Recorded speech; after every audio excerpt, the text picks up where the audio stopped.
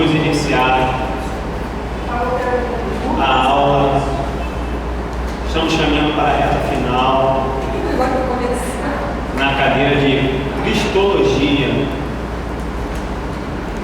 Semana que vem, uma provinha com aproximadamente 20 questões, ou menos que isso, sendo cada questão valendo meio ponto e alguma outra valendo um ponto.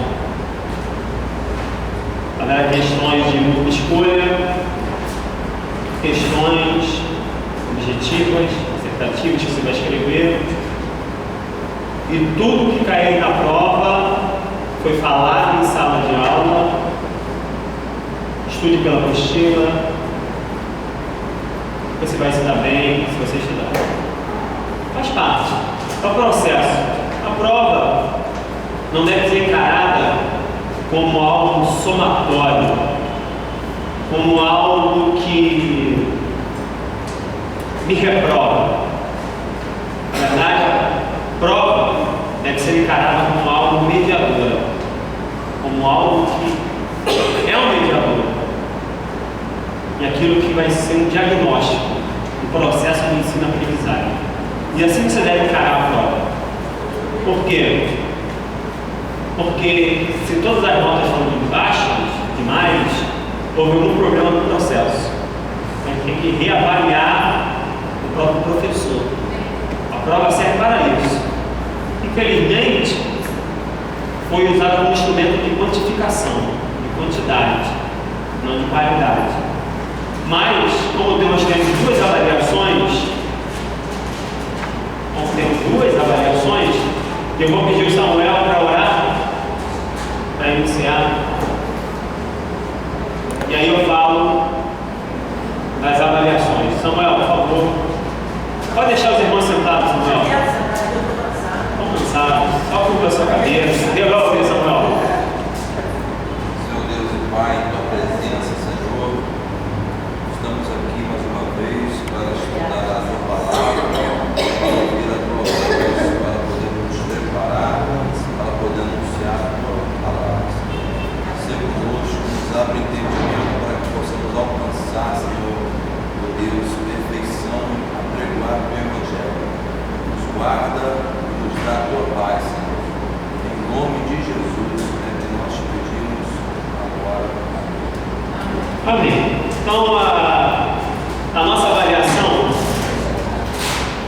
estará basicamente ligada a alguns princípios. Os irmãos que não vieram na aula passada, nós teremos trabalho temático. O tema do trabalho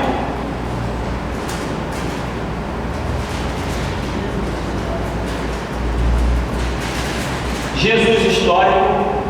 Por que eu coloquei Jesus histórico?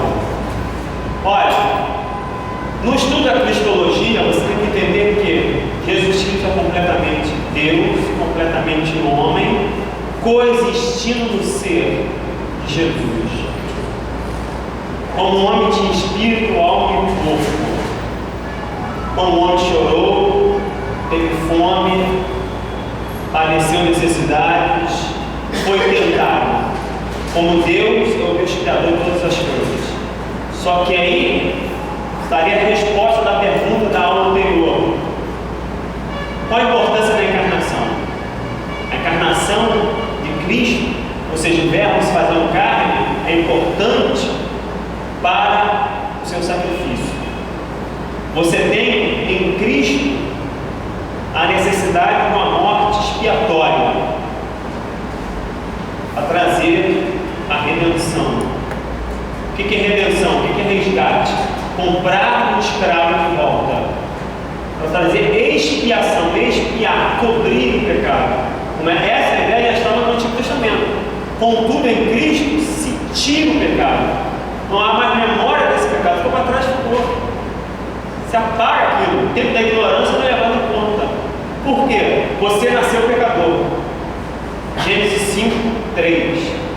E Adão gerou um filho à sua imagem e sua semelhança. Correto? Como Jesus nasceria da semente da mulher, a relação não está com o homem, está com a mulher. Então é gerado por poder do Espírito Santo no ventre de Maria, Mateus 1:20 a 23, da qual nasceu Jesus, acabou. Como ele nasce da linhagem de José, ele passa a ter direito legal ao trono, para se cumprir as profecias relacionadas ao trono de Davi, de 2 Samuel 7:14. Então tudo, não está nada solto, tudo está conectado a alguma coisa na palavra de Deus, para que se cumprisse todas as coisas. De tal forma que a encarnação de Cristo vai trazer para nós vida. Ele tinha uma missão e um propósito. Nós falamos sobre os estágios da vida de Jesus antes do seu ministério. E aos 12 anos já tinha noção que ele tinha uma missão especial a fazer. Então a morte dele substitui a nossa. Você teve o pecado herdado. Adão, como representante da raça, você deve ter aprendido isso em armateologia, ou vai aprender melhor em armateologia, que é a doutrina que fala acerca do pecado e das suas consequências na raça humana, na humanidade. Se não aprendeu, vai aprender. E você tem de Cristo a justiça imputada. É o mesmo processo. O que você tem a ver com Adão? Aparentemente nada. A mesma forma que você tem a ver com Cristo. A justiça de Cristo em você te salva. Como? Fé. Como essa fé surge? É dom de Deus. Efésios 2:8. Todo cristão tem que conhecer esse versículo. Efésios 2:8. Pela graça sois salvos. Acabou. É graça. Conhecer essa graça mediante a fé, que é produzida pelo ouvir a palavra. Romanos 10:17. A fé é pelo ouvir a palavra de Deus. Então, no processo de salvação, aí já é soteriologia, a doutrina acerca da salvação, você tem Deus trabalhando em tudo, para que o homem aceite isso, aceite esse caminho que Deus propõe em Cristo. E aí você vai para Romanos 5:1. Sendo, pois, justificados pela fé, temos paz com Deus. Aí sim. Você tem que entender a própria cristologia, plano de salvação. Para salvar a humanidade e fazer de você a possibilidade de ter comunhão com Deus. O pecado quebra a comunhão com Deus. Então o que acontece? A justiça de Cristo em você te faz regenerar. Você vai nascer de novo. Regeneração. O princípio básico é regenerado. Depois você vai passar pelo processo de santificação para chegar no processo de glorificação, que é a ressurreição corporal. Você vai ressuscitar, porque Ele deu o exemplo de tudo para que nós nem pudéssemos também ressuscitar, porque nele eu ressuscito para uma vida eterna, sem Ele eu ressuscito para uma condenação eterna. Deu para perceber? Aí eu passei o Jesus de história para te mostrar que um dos grandes problemas da igreja evangélica ou acentua demais a divindade de Cristo, ou acentua-se demais a humanidade de Cristo. Você tem que entender que tem que tratar esse assunto igual. Está no ser de Jesus essas duas naturezas. Então, cristologia é tratar das naturezas de Cristo, é tratar do ofício de Cristo. Qual são o tríplice ofício de Jesus? Profeta, sacerdote e rei.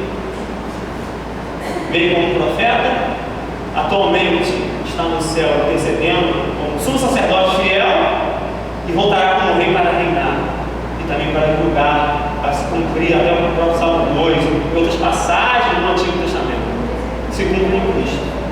Nota-se que os sacerdotes morriam, ele não morre, ele é eterno, então seu sacerdócio é eterno.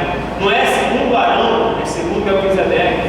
Tem todo o trabalho que hoje nós vamos trabalhar nessa aula também, questão das heresias em relação à natureza humana, as heresias em relação à natureza divina e o tríplice ofício de Jesus, para finalizar essa aula sobre cristologia, tendo tudo que foi falado como base para a prova na próxima sexta-feira.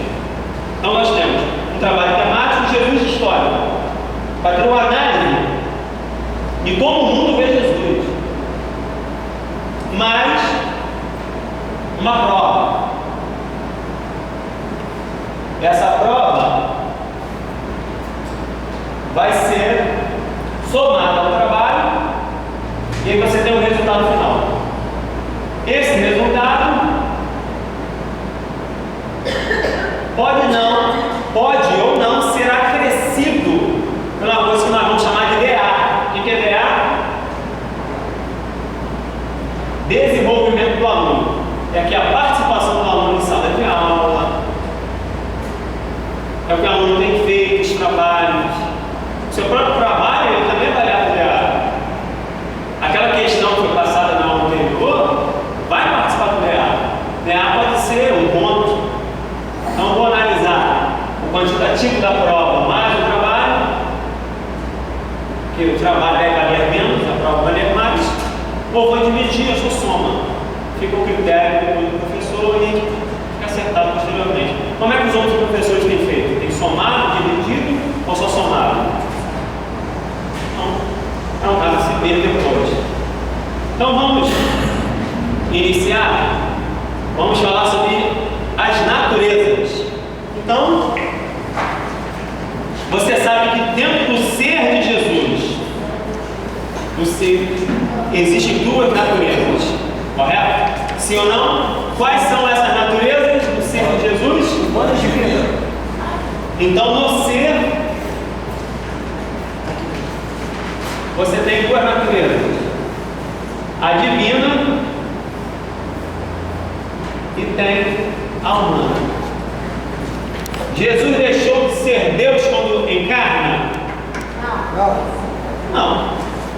Pelo contrário, ele vai agregar, vamos dizer assim, ele vai assumir uma humanidade, mas continua sendo Deus. Ele oculta os seus atributos. Os seus atributos, muitas das vezes, não são usados. Uma outra vez você nota que Jesus conhece os corações, Jesus conhecia muito bem as pessoas, mas ele deixa de utilizar seus atributos. Como é que ele usaria infinitude, transcendência? Só que aí você tem Jesus também dependendo do Espírito Santo. Porque eu preciso também do Espírito Santo. A coisa é lógica. Jesus, ele vai dar o exemplo em tudo para que nele possamos conseguir. Então, veja bem, vamos lá. Nós falamos dos títulos, eu vou fazer um sumário. Falamos dos títulos de Jesus, nós falamos da importância da encarnação, nós falamos quem é Jesus, a parte histórica de Jesus, falamos da divindade de Jesus, e hoje nós vamos tratar da natureza e da obra de Jesus. E aí eu vou trazer outra questão para vocês me responderem hoje, que é como, ou qual melhor dizendo, em quais aspectos Jesus cumpriu a lei. Mas vai ficar para o final da aula essa questão. Mas vamos lá. A redenção era para reconciliar o homem com Deus e Deus com o homem. Portanto, o mediador deveria ter as duas naturezas, divino e humano. O pecado separa quem? O homem de Deus. Como o homem é incapaz de salvar-se, Deus salva a sua criatura,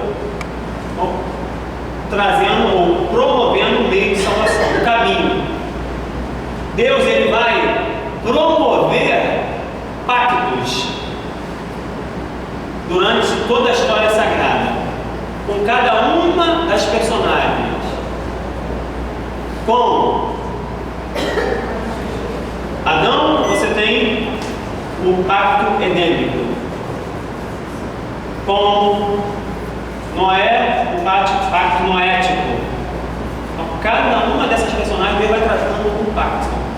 Não confundir pacto com dispensações, são coisas diferentes. Mesmo que os pactos estejam muitas vezes dentro dessas dispensações.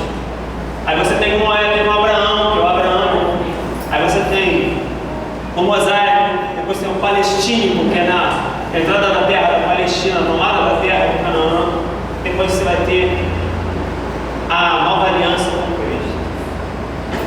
Então você tem pactos, tem o pacto com Davi. Então você vai ter pactos vai ter dispensações. Inocência, consciência, governo humano, patriarcal, lei, graça e milênio. São 8 pactos e 7 dispensações. Atualmente vivemos qual dispensação?